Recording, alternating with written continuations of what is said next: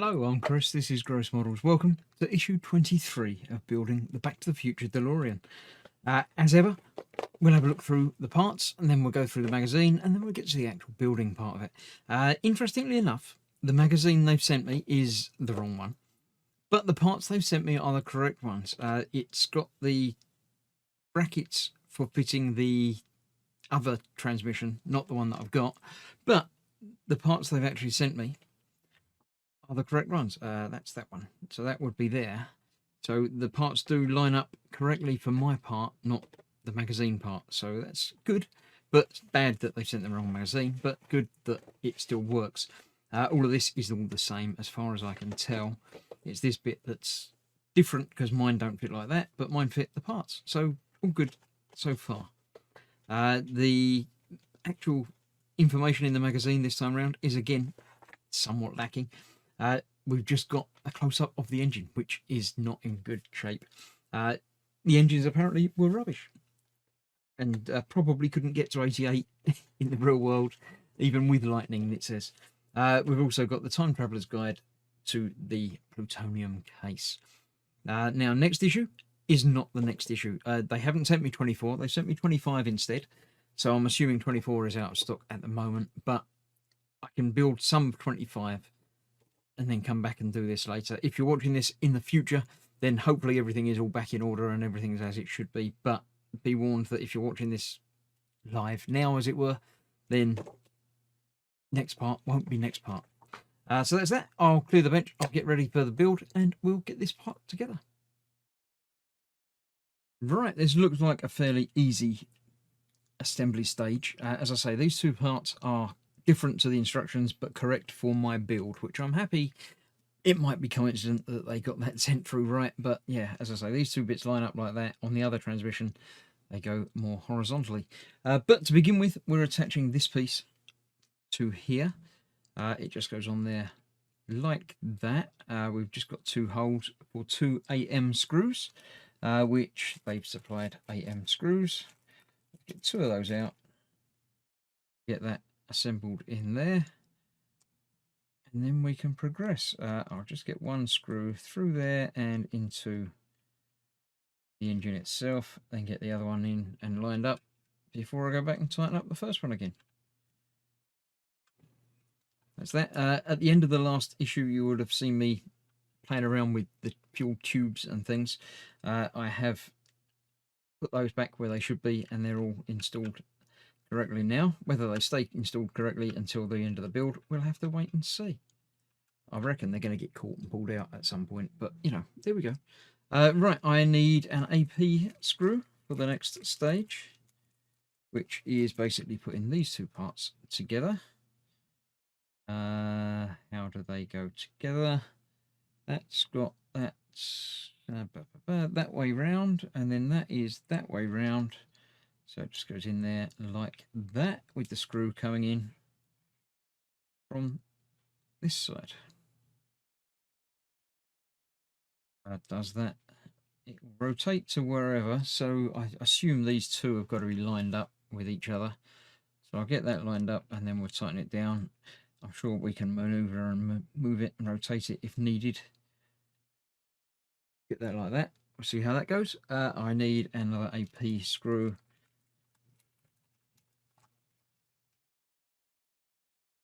Put it in place. And the place in which it is being put is underneath this bracket here. About there. Up there onto that. There we go. That's actually still a little bit loose. Let's tighten that up a bit more. Screw back down. Don't need that quite yet.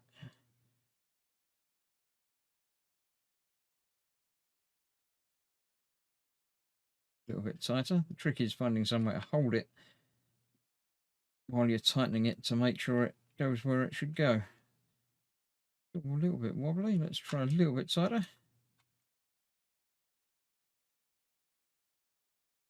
As tight as I need it to be. Right, let's try that again then. So this is going in from this side onto there. Nothing to break resting that on there. So let's go for that. Yeah, like so. Then there's another AP screw coming in from the other side to hold that in place as well. More of those out. The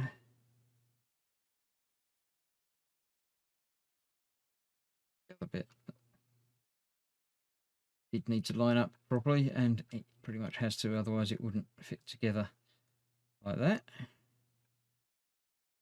That's not actually tightening into that, but it's obviously the thread in the plastic is not as good as it should be, but that's, I'm not sure, good enough. Then we need this bracket with an AM screw.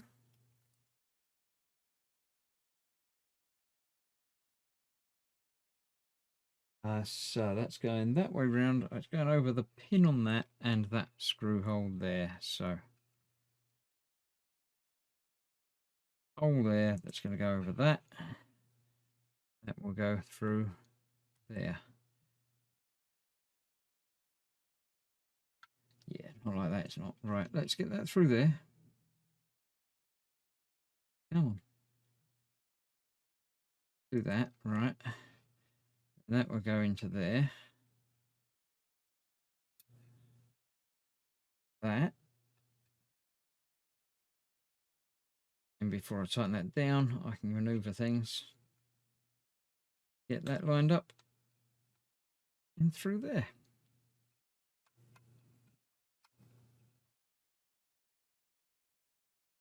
That'll do. There we go. Nice and secure. The last part is fitting the dipstick, which is obviously this, and it goes round here through into the, there's a little peg hole down there.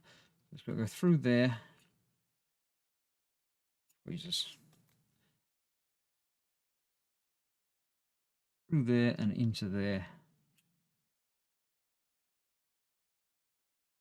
Like that. Pretty secure. That does the job. It's where it should be. Okay, so far so good. Next and lastly is fitting these two brackets. So to do that, we're using DM screws. Let's get 4 of those out. As I've mentioned, this is different to the instructions, but basically the same. 3, 4 screws. Go. So they're going on to here, and this one goes on that side. It's going on there and that. This is obviously where it mounts to the chassis itself, I believe. Now, if they were the parts that are featured in the magazine, apparently you can just attach it with just the one lower bracket. Obviously, it's not a real engine. It doesn't actually need to be attached securely. So I was prepared to do that until I found that the parts supplied are actually the correct one. It's just the magazine that's wrong. So yeah, there we go. That's that one, and do the same on the other side.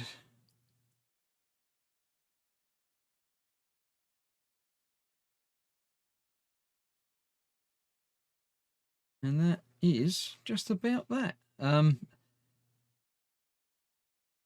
I say, next time, the next in this series might be a little while in coming, but I think I can sort of skip it again fairly safely. There's a couple of bits that might need some going back over, but like I did on a previous episode, but we'll get there eventually. So that is that. That is build complete so far. So far, so good. I like it. It's very silver, and that's the only thing that's putting me off a bit. But obviously, that's how it's meant to be. So there we go. That's that. I shall see you very shortly for the next one, whether it's actually the next one in numerical order or just the next one that you watch. So thanks for watching. I'll see you soon. Bye-bye for now.